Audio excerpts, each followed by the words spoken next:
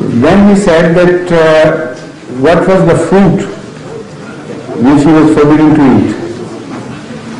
And he, through certain indications, as if the fruit was sexual offense. And it was the fruit which he ate which was responsible for the future generations of man to start from there. And from that again, it is inferred that he was the first man, or at least that was the first couple. So that is also totally wrong. The Holy Quran doesn't say it was a sexual offense. Moreover, when we know positively from other verses of the Holy Quran that there was mankind already in existence long before Adam, then how could Adam and Eve only were the two people who didn't know what sex was and they didn't know it was an offense and all that? So it is all wrong to infer. Only you know, generally speaking, that they committed certain offense against the law of Allah which was revealed to them.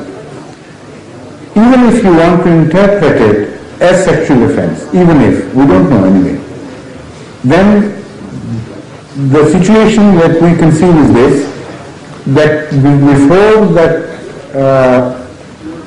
deliverance, before the revelation of Sharia, the law of God, every act was permissible. There were no taboos of any sort. Even sexual intimacy was not a crime until Allah told people that it was a crime. So there was no law, so no crime. So even if it were a sexual, we didn't know at all what it was. But even if he says that there is an indication that it might be a sexual crime, then the crime came into being after the law was revealed. So we are not interested in what crime was committed. What we are interested in is the philosophy of crime. And the philosophy of crime is this, that when Allah makes His will clear to you, you do not violate that will. You do not break the law of Allah. That is crime, and that suffices. It's enough for us. The nature of particular crime is something which Allah did not reveal to us, and we are not interested in knowing what happened.